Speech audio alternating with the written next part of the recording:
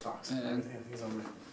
Alright, so week 3 of continuing education for show up trainers. Today we're going to talk a little about nutrition. We're going to review from last week some shoulder anatomy and also some trigger point stuff. Brett and I are on a little kick right now. As I always challenge you guys, I challenge myself to have some type of challenge that you're doing. So Brett and I are on a increase your bench press challenge. We're doing aggressive bench pressing 2-3 times a week. A lot of push-ups, a lot of pressing work. We're even out with the posterior side as well. But expect some type of injuries that could potentially come up. So we went over shoulder anatomy last week. Can someone name the 17 muscles without any help from anyone else? Maybe. Brett says he can. Let's see what you got. Supraspinatus, infraspinatus, teres major, teres minor, subscap, tricep, bicep, upper rhomboid, lower rhomboid, or Major, upper major minor, deltoids, serratus anterior, latissimus dorsi, cork brachialis. Good. Pectoralis major, pectoralis minor,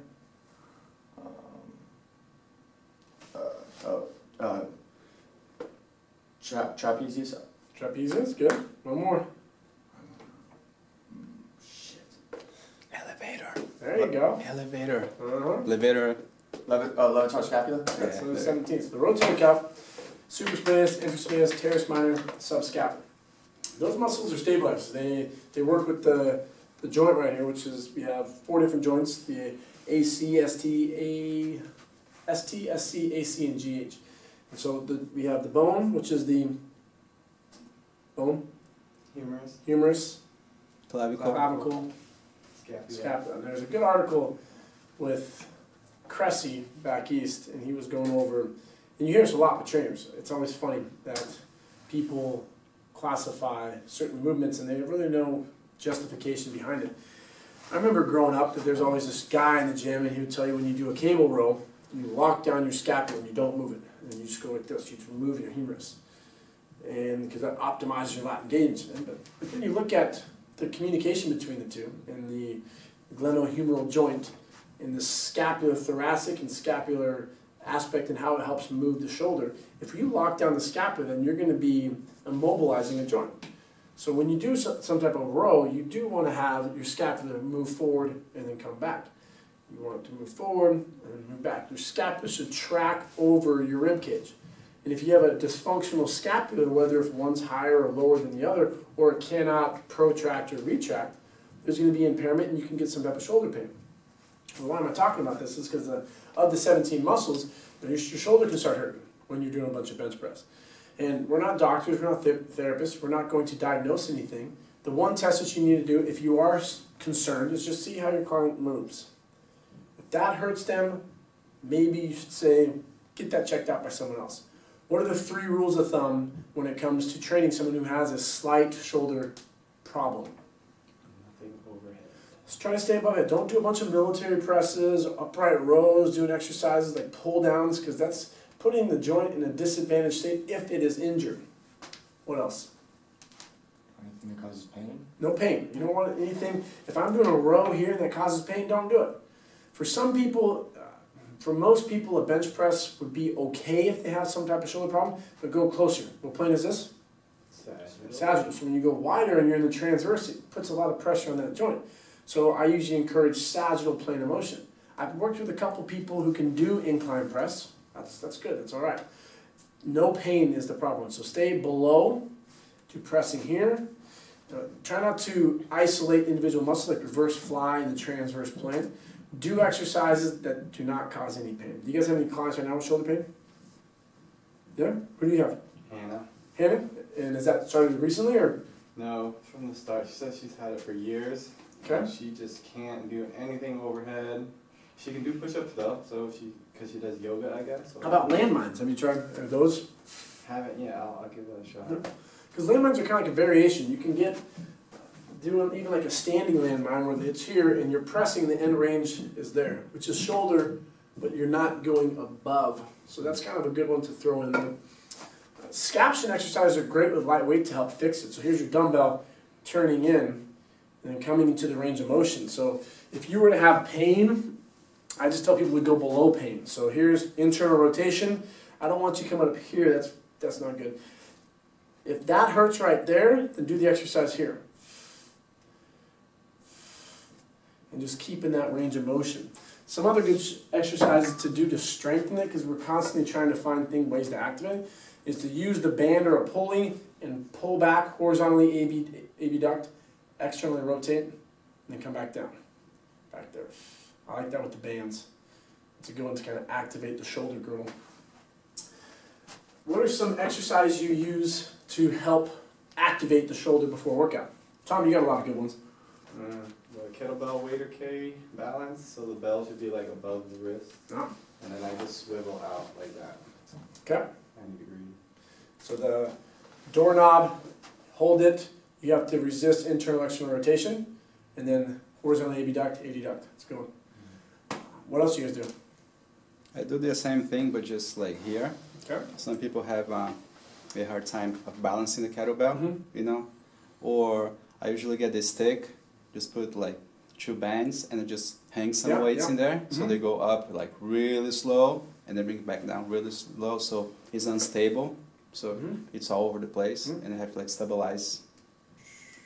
That's a good point to address, because think of it as what would be your thought process if you told me to stand on one leg and I went like this? It's not good. I just can't do it. It's way too hard.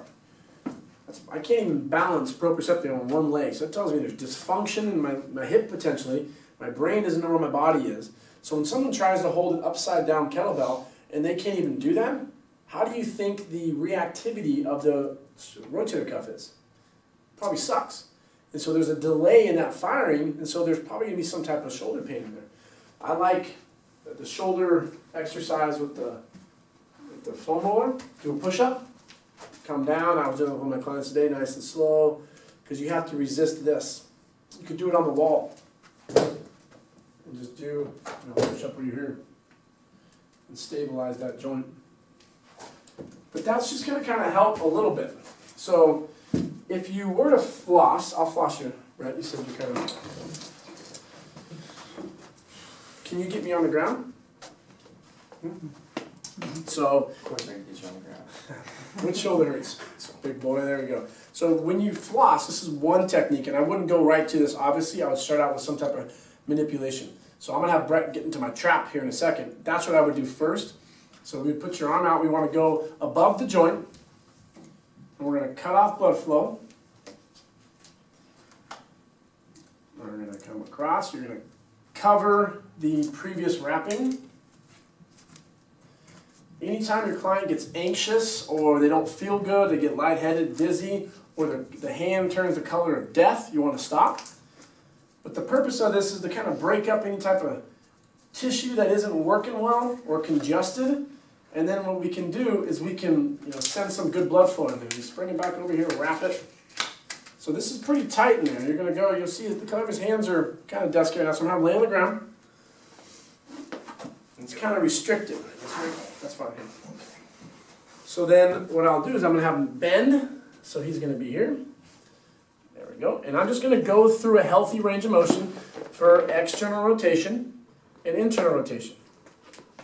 I'm bringing him through. I'm keeping the head of his humerus down.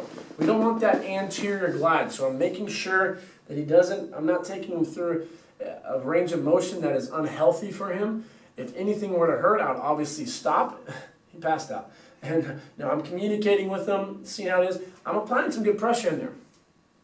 Back there, doesn't hurt. Going through. First time on clients, 30 seconds. Second time, as they get more comfortable, a minute, minute and a half. And you can just kind of go back and forth. Each time going a little more, knowing what that joint has range of motion wise. Now his hands are looking nice and good. Take this off. Roll it up. There we go. And then 9 times out of 10, they're gonna come back and you're just gonna feel. Feels amazing. You're lying. No, it honestly does. It does feel It pretty just good. feels like clear. Yeah. So another thing that I like to do is get into the trap muscles with the stick. So you're gonna, nope, you're gonna work on me. So my left upper trap has been kind of giving me problems. Now you need to identify the bone here, clavicle. If you go on that, it's gonna hurt like hell. The bone back here, the ridge of the scapula, it's gonna hurt like hell. So which sex do you think you have to be very careful doing this exercise on? Females. We lack a lot of upper body trapezius and we hate that muscle, so it's not that developed. And so putting pressure there probably wouldn't do it with a stick. What would you do it with? A ball. A ball, your hand, your elbow. Brace your client appropriately. So give me a nice big hug. There you go, right? And then get into it. So you just got way too excited. So just pull me back right there. And then you're gonna you can get both of them. Can I go like that? Yeah. And then you're gonna find, whoo, go that way a little bit. And then just communicate with your client. Tell them to breathe, big deep breaths. Find a spot and then just go over about 1 inch in front, 1 inch in back. Don't roll up it and roll down it. Go down a little bit more. Kind of identify that spot. Get in there, big boy. There you go. Come up a little more. A little more. There we go. That's the spot. 30 seconds to a minute. Just going back and forth. The trapezius is usually a muscle that gets a lot of attention because if my head's falling forward, if you're texting a lot, whatever the hell you guys are going on today, what do you say you're going on Bumble now, Tom? Is that alright? No, that's good. I like it. And it's just very over. A lot of neural activation up into that trap. And so this is just going to kind of deactivate a little bit. And then what muscles would I want to strengthen? Rhomboids, middle trap, lower traps will be some good exercises. Face pulls. Face pulls. Aussies. Some of those you hang. Aussies. Yeah, some, ooh. Bend over row. I don't know the clients, but I actually did this done today. Bend over row, pronated grip. Yeah. Ooh. Aussies. Aussies, pull aparts. Okay, that's good.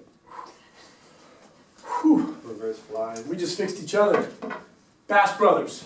Yes. We do that between every set at the gym when we do bench press, but usually our shirts are off. It's kind of weird, but We know. All sweaty. Huh? it gets us fired up. Just a side note, we're going to get into nutrition right now, and if you ever have any clients that want some additional advice when it comes to supplementation, always send them my way. We can give them pointers. We're not dietitians. We can give suggestions. Always consult with your doctor. But it's funny because you're working out and you're just like, I've been taking this D-aspartic acid, and what it is, it's a natural amino acid that's occurring in the body that you can take, and it helps males produce more testosterone. For females, that would be awesome, but the thing is, females have testes, and so testes are where the communication from your adrenals and your testes take place. So that's where the D-aspartic acid can help.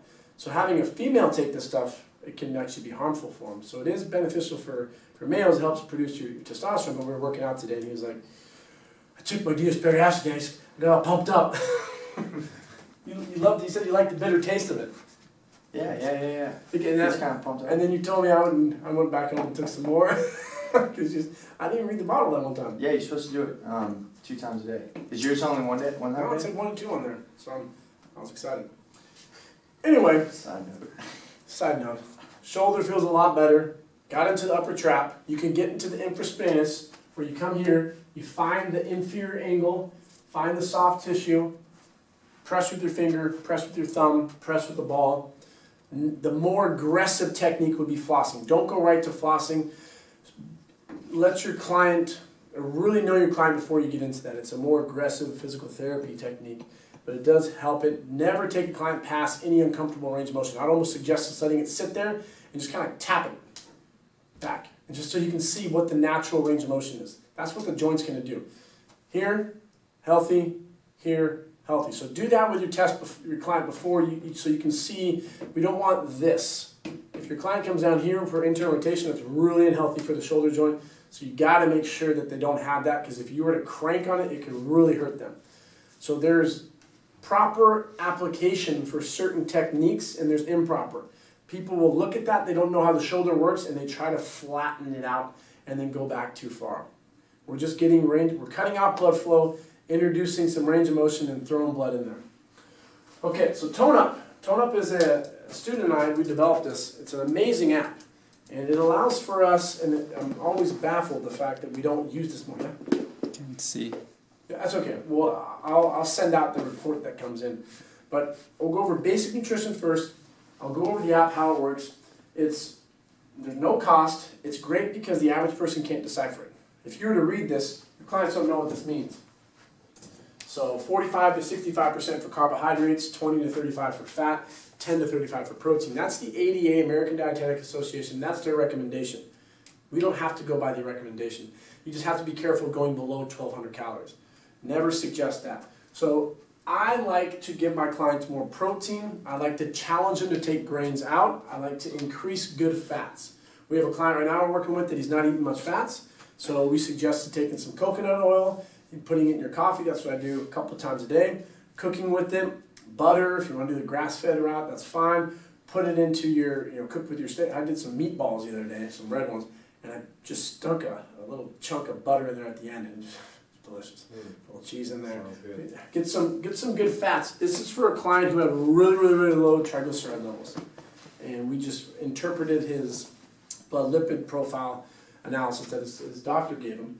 But using ToneUp is a nice tool because the report that the clients get, they get a personalized report that's sent to their email. It's very, very descriptive of where they should be, but not just about nutrition with BMI, BMR, body fat percentage. So when you take a client through this, I challenge you guys, if you don't feel comfortable, say, hey, this is going to be a session, do a half and half. I want you to come in on Friday, we're going to analyze your nutrition. I gave you a food log, which is 2 days. You bring that into me, and then we're going to do a half-hour session, and then I'm going to do an analysis of 30 minutes on nutrition. I would prefer an hour, because that's how long this takes, and your clients have a lot of questions. I just started working with one of the girls in the booty transformation yesterday, and she's like, give me nutrition advice. I said, eat more protein, drink more water. And she's like, I don't like that answer, because it's too simple. But you have to realize with our motto of winning the week, if you're not exercising 4 times, yes, your diet needs to be pristine. But if you're working out 4 times, your diet can definitely sit on the back burner. I'm not saying you can eat cake all day, but you can definitely consume more protein, drink more water, eat more fruits and vegetables, and you're going to see results a lot faster. Because the more you develop a body, the more fat you're going to burn. And that's my big philosophy. That's our philosophy here at Show Fitness. We want to increase the weight, develop better bodies so people can get better results. And so I did give her some more pointers, but I will do this with her. I would highly challenge you to not let your clients be in charge. You take charge.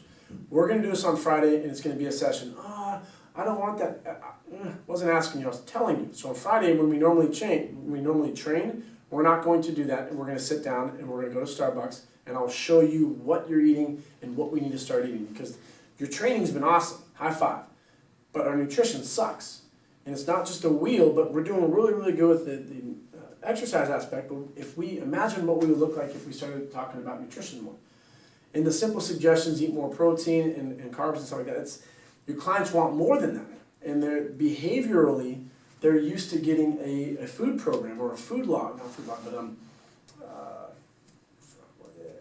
Diet plan? Diet plan, like specific meals, when and where to eat. And that's not something we're going to do.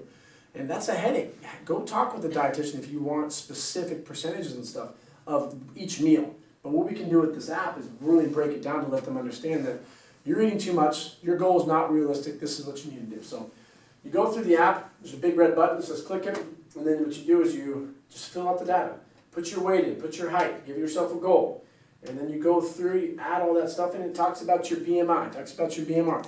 It talks about customizing things with what their specific goals are. It's very, very just step by step by step. It's not that confusing. One of the things it suggests is how many days a week are you working out? So you put in 4 days, and it's going to tell you on a workout day how many calories and how much protein you need. Non-workout day, how many calories and protein you need. It's going to how aggressive are your workouts? Are you doing cardio? Are you doing CrossFit? Are you doing resistance training? They're working with us, so it's weight training. The body type that they want, they give you a cool little body fat percentage chart that you can choose where they're at and where they want to be. And then what you do at the end, you push submit, you put your email in there, and then it sends it to them. No, it's a different one, this guy. Where am I? I wanted this. Oh boy. Let me just clear it and the pictures start popping up. That's not it. Where did I just had you? Should say ToneUp blank. show up for this. What the hell? I just had it. Click on search and then just It's over here. There, no. There. ToneUp. So they get it says ToneUp app, it says welcome here to the analysis, thank you for doing it, and they get a PDF as a report. And the report's pretty handy, it's pretty nifty too. They can print it out, you can print it out for them, but it's hypothetically we got Jake, he's 32, 6'2", this is what he looks like, he's 195, he wants down to get to 185. It tells you where his body fat percentage is, where he wants to be, his BMI, what his calories are to maintain his weight, which we don't want that. Gives you the deficit to help reach his goal. This stuff you will explain to your client, gives you a breakdown of the macros. So we want 35% to be in fat, 35% to be in carbs, 28% to be in protein. And it breaks it down. On a workout day, I want you getting 230 grams of protein. On a non-workout day, I want you to get 185. So then your clients really have a specific, like a chart, like, okay, not working out, less protein. I am working out, more carbs. And then it gives you, if it's going to be, it talks about the ideal weight because it's all fictional, but it is feasible to get where he wants to be when he is 10 weeks. And then it goes over all the plan. So it estimates the time to get that? That's what you do. So it tells you it's feasible. Because how many times you had a client come in and say, I want to look amazing in 10 weeks. And you're like, yeah, I think I can do it. You know, work out. Yeah. But you use this app and you put it in there, and it tells you like, yeah, it's probably not gonna happen. Oh no, so I'm saying the app will tell you. Yeah, because That's awesome. you put the duration and how long their goal is. Mm-hmm. So for this Jake guy, you could, if he wants to lose 10 pounds in 10 weeks, that's actually a smart goal. Most of our clients want 30 pounds in 10 weeks. So you put that in there, this is just gonna tell you it's not very feasible. It's not to knock your client or anything, but it's just to, you give them realistic expectations. I love that before and after picture of, I think her name was Casey Blah, whatever. And she's from Breck Contreras' page, and she has a smoking hot body. She has a great physique, mother of two, and in 18 months she totally transformed her backside, and she has like a rockin' ass now. And 18 months, but you look at the weight that she's lifting, the end weight that she is 15 pounds more than when she started. She literally had no ass, and then she has a big ass on the back one. And her hip thrust went from nothing to 350. She's deadlifting 255. She's squatting 240. And it's just perfect because I bet you a lot of people would say, oh, it's just her genetics. Have you guys seen that before and after transformation? No? Is this the 5'10" trick? Mm-hmm. Oh yeah, I love that. Breck Contreras doesn't do any cardio either, does he? In his camps. He's not. Doesn't promote it. Yeah, he doesn't promote it. Oh, okay. I don't know if he does. He just shows the resistance part, but Mm-hmm. you know, he very much could. The difference that I have in the talk with him is he's more, I like the resistance stuff as well, but I like to incorporate more of the jumps and sprints. Mm-hmm. So you look at her before, she literally had no butt. She's just Son. flat. I mean, Rich, is that something that we want to get right there? Is that No. The discussion. Like a But then pancake, she but- starts lifting heavy, 315. She's doing it regularly, progressive overload, doing the same thing over and over, lifting heavier weights. Then she develops herself. Yeah, that's a big butt now. And it's healthy though, where it's like there's a lot of cushion because she has developed her glute max, her glute mean, and now she's 15 pounds heavier. But if you were to ask the average girl, which body would you rather have? And it's gonna stop saying we're superficial or anything, but it's just people come in and the goals are very superficial. I want to lose 10 pounds. That's a superficial goal. Which one would you rather have? No woman in their right mind would ever say to the left. But if you had a woman who came in and say, hey, I'm going to train you for the next year and you're going to gain 15 pounds, you think they're going to be sold on that? Hell. No, they're going to look at you like you're crazy.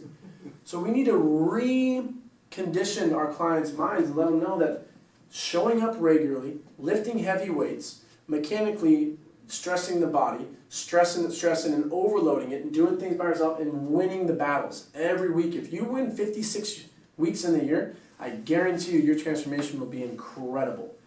But most of our clients are coming 1 to 2 times. So that's where we come in and we need to challenge them to show up more. Come to the classes, go for an hour hike. Resistance training is what's going to transform your body like this. And the ToneUp app is just going to complement everything. Where, like I said, too many times our clients, they want specifics. This is going to be very close to the specifics. It tells you about the body mass index, everything here that they can educate themselves. And we're really big into education. And just telling someone this is what you need to eat. Well, you're gonna go on my diet plan, which is a lot of tilapia and broccoli and brown rice. Where does that come from? I don't know why that's so big in the bodybuilding community, but people don't challenge it.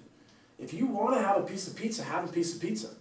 Win the week, have a hypocaloric day, have a hypercaloric day. What does that mean? Low calories, high calories. If I'm gonna go to a big fiesta on Friday and I'm gonna drink a lot and eat a lot and not care, which I do, I'm not gonna go in there and be that person who's weird sucking on ice cubes because I'm afraid I'm gonna get fat. You know, I'm gonna indulge and I'm gonna do whatever the hell I want to. That day I might go hypocaloric. I'm not gonna consume as much. I'm gonna work out that day. I'll eat. The next day I'm gonna work out. Maybe I'll go hyper. If you look at your body like a machine and feed it like a machine, you're gonna get those results too. Unfortunately, people will starve themselves. And what happens when we starve ourselves? We store fat. We store fat because we're in a starvation state, which is referred to as adaptive thermogenesis. We waste away muscle, we store fat, we don't get to where we want to be. And on top of that, the average American today is very, very stressed out. More cortisol, nothing wrong with cortisol, but in copious amounts it's bad. So we need to recondition the mind, challenge our clients more. And I really like what you've done with Jeff because he's listening a lot to you and he's making a great transformation. 120 or 35, he was when he started. He's 125. And now he's pushing 140 and he's getting stronger, he's feeling good. He's doing what we tell him, challenge him to go get his blood drawn and looked at so we can explain it to him. Those are the picture perfect clients. And guess what happens to those clients? They get results. He's squatting now too. Yeah, and it's neat to see that, and that's what you need to almost encourage your other clients. That's why we have our ChrisTalks. That's why it's good to have little, get-together so other people can talk and they can see with the value of, and how many times you train him a week? 3? Of training him regularly. And so, 3 times, and that's a pretty huge transformation. He's still going to go through a lot more. How many sessions did you originally sign up for? What is it, 36? And then so he's like halfway through? Yeah. That's good. Like me and Adriana were talking the other day, it's like when you get clients who are really dedicated, like the one that trains in the morning, Chris? I mean, He's getting he's getting like stacked now. Mm-hmm. And it's not like rocket science if they just, they understand if they just come consistently, like they will get the results. Here's the cocky answer to that. That's to coming to people who know what they're doing. Because he could be showing up to the average Joe trainer and doing a bunch of stupid shit, Yeah. and he's not going to get the results. Circuit. You guys listen to,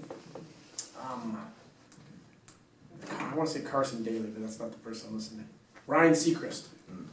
I don't listen to him. I don't even know who he really is. Chris. He's on a American Idol. American Idol. That's right. Okay, so I do know he has a just fantastic hair, not like mine. But anyways, he does like a talk show apparently, and he does this thing where he calls out cheating partners.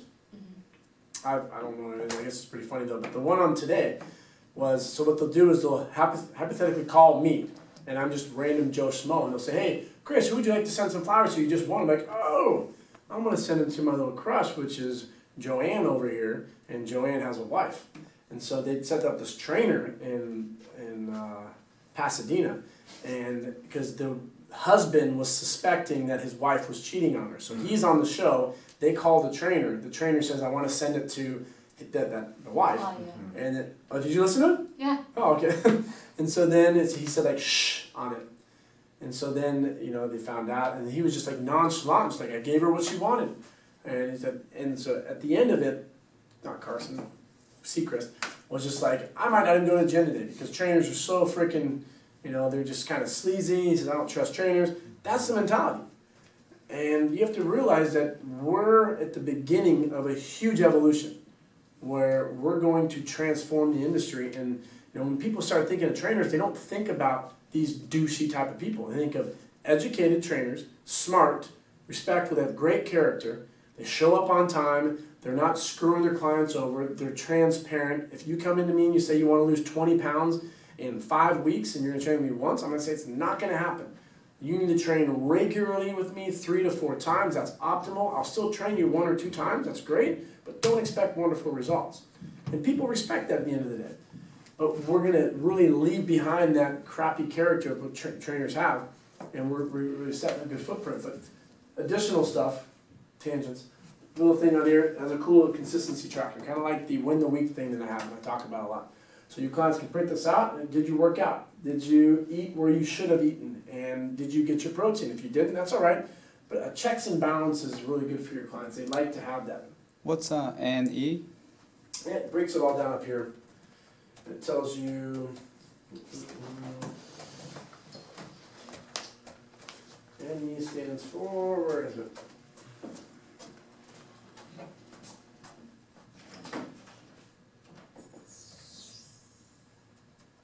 I don't know. I want to say non-exercise and exercise. Oh, okay. Like Makes sense. exercise day, non-exercise day. Mm-hmm. Gives you the little disclaimer. But really what this is, it's another tool. A, you guys can generate more income. I think we all want that. B, helps your clients get the results faster. What do you think is the biggest hesitation from offering this to your clients? I'm curious. What? This. I already just did it. Yeah, true. Okay. No, I did it. I sent Ireland to her already. Mm. Right now, as I was on my phone, I did it already. She Okay. loves it. Yeah, see, that's how easy it is. I didn't expect it. And I thought you were just being, you know what, just listen to me and I see how. No, I was doing it as like you were talking. But it's easy to do, and it's not just writing out, because I can do that. I can write out all these equations, and your clients be like, what the hell, he's like mad scientist. They don't, it's like when you go somewhere to a doctor, you want to leave with something. We're not doctors, but when you come in and say, we got a nutritional tool that we can use that's going to get you results faster, it's called ToneUp, it's a partnership with ShowUp, it kind of adds more credibility to us too. We're not just trainers. What separates ShowUp from other trainers out there, from Equinox trainers, all this stuff? We have our own app. They don't. We have educated trainers. Sorry, but they don't. We have good character. This guy over here doing the world. No, they don't. So it adds character to us, but adds not character, but branding. The more that's out there, people are going to know that this stuff is valuable and it works, more importantly. So what's the best way to tell the clients, because most clients, they don't know what 40% of carb means. It's No, like, they don't. so how do I measure that? How do I eat that? How do I know so that I'm it just eating? breaks it down for you. So you as a trainer basically will tell them, think of that almost like a plate. The majority of our calories should be coming from protein and fat. So what does that mean, Chris? It means for breakfast, like I was talking to a guy yesterday, don't have a cup of oatmeal. Have 4 or 5 eggs with some coconut oil, have a little cheese on top, have some Bacon? yogurt, have bacon, have a protein shake. For snack, currently you're eating 2 bananas. Nothing wrong with a banana, let's have 1 banana and let's have some cheese sticks, or let's have a little piece of beef jerky, or a tuna fillet. Sure. Some type of meat, whatever. Eggs. And the biggest thing you have is, well, I don't prep my food, which is challenging. So I'm going to challenge you to prep your food. I was giving the girl crap yesterday. You can't cook? Uh-oh.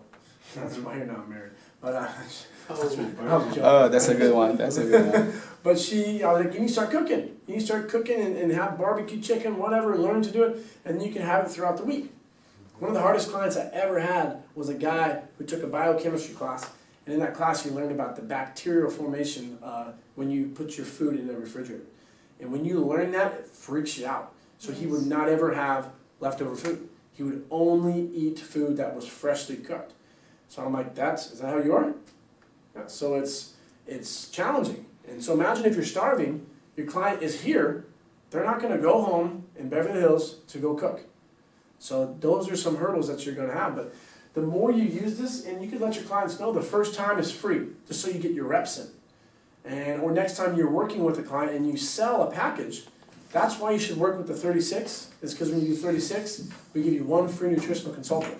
And that's where I'll come in and I'll do all this for you. You can sit down and you can see and you can become comfortable. Hell, if you want to take the responsibilities of being, because technically when you graduate MPTI, you're a nutritionist. You can start doing these all the time and you could be our special nutritionist. And I think that, again, adds a lot of value to our clients. Like you're saying, I'm going to be your trainer, but we're going to bring our nutritionist in and they're going to work with you. So now it's like we're a team. And we have we have a lot of great cohesion already, and I like that. It's just going to add more to it. And just to continually remember, it's all about building rapport. And I actually heard this story today from a client from the booty camp. And I have a little intern that's helping me out. and he's a big intern. And you know, we're going through the emotion. I told him beforehand, I said, Tyler, I'm going to test you at the end of everything that she says today. And so at the end I asked him, I said, Tyler, tell me about her. And he's like, she has a shoulder problem. I said, I don't care about her. I want to know about her family, her relationship. Tell me personal things about her. He did really well. He talked to her about she has a brother, she has a sister, her sister's getting married, her parents are from Wyoming. And how do we get that information? We weren't jawing at her, tell us stuff. We were just opening up the door, asking questions, building a relationship. That's when people come back. And you were there for part of it, and she was super excited at the end. She wants to come back in for a class. If you don't get someone to sign up on that first time, that's all right. It takes 5, 6, 7 times to communicate with someone. And if you take that transactional approach, oh, you don't want to train me, screw you, on to the next one, you're not going to be successful. To be a successful trainer, you need to continually think about the client.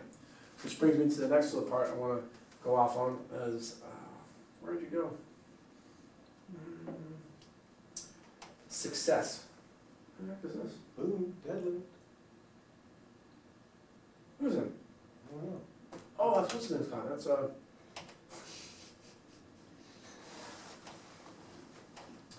this right here. I love this picture. We talk about being successful trainers. Time management is huge, and they went over a thing with Warren Buffett. You guys know who he is? Second richest human being alive. He made $56,000 by the time he was 16, and that was like in the 50s. He did that by selling golf balls and lights and stuff to people. The guy is, right now, currently people are paying between $2 to $4 million to have lunch with him. So when one of you guys win a lotto, buy me a ticket to go have lunch with him. This is kind of a cool little chart that I saw on Lane Norton that I'm going to steal and have someone modify it, and I'm going to put it into my book. But I really like the challenges that it has on here, but successful people and unsuccessful people. And some of the things that it says is successful people read every day. A trainer came to me the other day and he said that he was kind of getting burned out. And the first question I always ask the trainers when they say they're getting burned out, when was the last time you read a book? When was the last continuing education class you took? Majority, I don't have time, I don't have time, I don't have time. You have time. Find time. Because everyone's busy. The most successful people in the world, they find time to read every day. The ones who don't, they watch TV every day. There's nothing wrong with TV. I don't have, this is my first year in my own time, I told myself I don't want to have cable. I don't have cable. I'll go to a bar and watch sports. I'll watch my football games and stuff. But I have taken out TV because it does eat up a lot of time. They compliment versus criticize. How many times have you been around people and you started talking about being successful or something you want to do? I remember telling people when I was moving down to Santa Monica, 90% of people, you sure you want to do that? I don't know if you should do that. That's a ballsy move. There's a lot of trainers down there. In the back of my mind, I'm like, that's why I'm going. It's exciting. We're doing a TV show. For them, they're criticizing it. And looking back on them, no judgments, but because I'm criticizing, but they were not happy with their current position in their life. It's so much easier to do that than this. That's super cool, man. I wish you luck. When you get down there, I want to come and hang out and see how well you're doing. You don't hear that very much. People get bitter. They embrace change versus fear change. Forgive others, hold a grudge. Within reason, I think, on that one. In my book, I talk about holding a grudge, and it gives me the power to work out more, so some of the ex-girlfriends out there, screw you. But that's, to be positive, my exes encouraged me to write a book, so I held a grudge, but at the end I forgave them. But talk about ideas versus talking about people. Oh my God, did you guys hear about the Kardashians today? Blah, blah, blah, blah. Versus, hey, how can we be better? That's what I sent out an email. I challenged you guys to come up with an idea, marketing, how can we do something to be better trainers? I get it all the time where people consistently say, hey, I need a new client. It's my favorite text. I need a new client. It's like, great, go get one. They don't like that response. They're just waiting here. It's like we're in communion line at church and we're waiting for the body of Christ. People just expect something. And if you haven't worked in a gym environment, I want you to go work in a gym environment. So you can look at the toxicity that you're probably going to be around. I'm not criticizing. I'm just saying that most trainers, stereotypically, don't have a good education. There are trainers out there that are self-educated and they've done very well. But you're going to be around trainers that are know-it-alls, and you're going to see right down here. They think they know it all. They talk about other people. They don't like change when you come in and you bring forth new ideas. Hey, I don't think we should be foam rolling anymore. Why? Because when you actually think about the science behind it, it's telling the autonomic nervous system to calm down. Why do you want a client to calm down before you work out? Well, NASM says we gotta do it this way. There's nothing wrong with NASM, they're cool, yay. But when you look at the science, you're embracing the change, that it actually makes perfect sense. I foam roll a lot before workouts. I still do sometimes when I'm tight. But for the average person, maybe we shouldn't be foam rolling. Maybe we should do some type of dynamic warm-up, get the body all amped up, ready to go, and start lifting heavy weights. And when you go to a gym, the percentage is way different. People are going to go in there and they're going to expect, yeah, I want 90%. Go to a gym, talk to them, because it's hilarious how the difference is when you're training in a good environment versus an environment in the gym. Granted, you do have a pool. We're here, there's no pool, and that's one of the things that we're working on is generating the leads, because it is hard. It's very challenging to have a successful lead that's coming in. And I was talking to one of the trainers, a good source, what he would constantly do is, he just said simply social media, which we do, but he has 70% of his clients coming in from referrals. How did he get there? He worked at the bottom. He said he would train people for 20 bucks, 30 bucks. He just built his brand, and within 9 months, he's already at a full clientele base, 30 hours per week, 100 bucks an hour. He's making 12 grand a month. That's not bad. And that's from starting and realizing that the top is here. Where most people come out and they think that they're going to be at the top. It's like, who are you? What is your background? What is your experience? It is important, don't get me wrong. But you need to have the education with the experience. And how do you get experience? You guys have education, we have education. You need the experience. And you get experience by training it and repping, and we're all doing really good at that. Continuously learn. That's why we're showing up today. Most of us. And, we're learning new stuff. And maybe you haven't learned anything. This is boring as hell. But it's clicking in that, and now I do, you name those 17 muscles. You got the levator scapula. Has a client asked you recently where the levator scapula inserts? No, they could care less. But staying sharp is what's going to separate you from other trainers.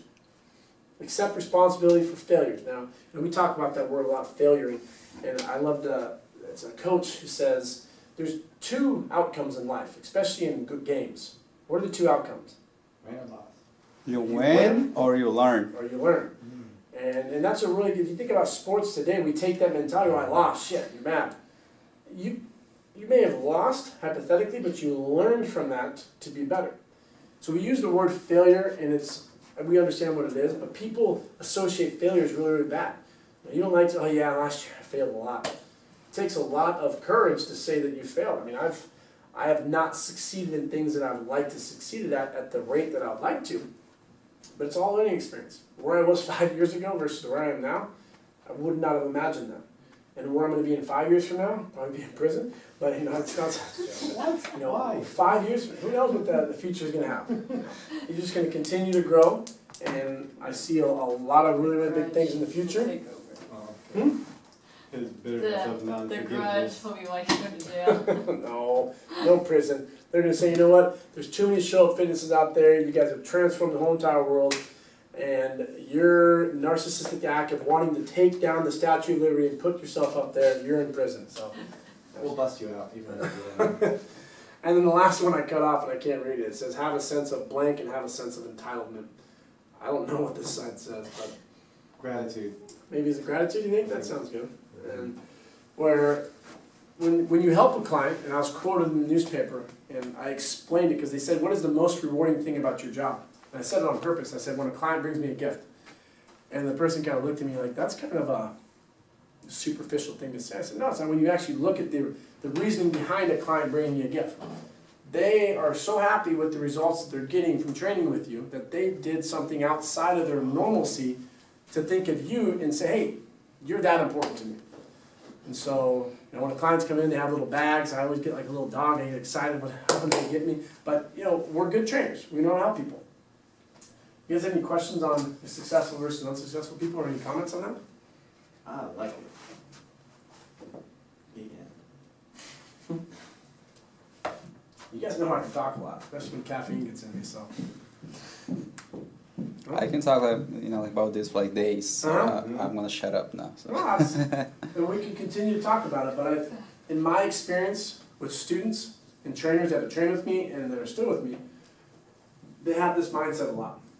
And it's not necessarily a bad thing, it's a behavior that can be changed if you embrace it, and if you are smart enough to educate yourself to see what's going on. And how many people have you talked to, when you say something, they counter you? It's like, yeah, it could be something as simple as, oh yeah, I went on a date with this girl. I went on a date with this girl. Well, it's The one-upper. The one-upper. And you look at, it's almost like they have this bitterness. They're essentially criticizing you in a very sneaky way. Versus when people truly listen. And I think the cool thing about our clientele base, a lot of our clients are on this side. Which is, it's kind of interesting where, they're motivated, they're smart, they make us better people just like we make them better people. And that's the great thing about training. And if we all want money. I want more money, you want more money. To get more money, you always need to put people first. And the more people you help, the more they talk. And then before you know it, it's, what's 24? That was like what Show Up Fitness, that's the old school, this is the new Show Up Fitness. And so, it's coming. Lots of stuff exciting to come in the future. Good job today on your big first client. That's really, really exciting. You must have been so excited because you told Daniel about it. Daniel. He's my client, the CEO. Oh yeah, I was really excited. I came like right after, and I was like, ah. He was It's like, just what's wrong with you? his cool accent. And he was just Well, like, he "Oh." looked her up. He's like, she's hot. Where is she? I was like, she left. He would have said something like that. He's a great guy. I'm learning a lot from him. He's a 37-year-old, very, very successful entrepreneur. He has his own business, and he's giving me pointers on not only leadership stuff, but business stuff, books to read, groups, networking. And I like him a lot because he's a lush like I am. He was faint today. He's like, man, I can't do a good accent. How do you do an Aussie accent? Australian. That's the hardest accent. Down under. Good eye, Mike. Yeah, good eye, mate. He didn't have that. I'm like, what the hell is?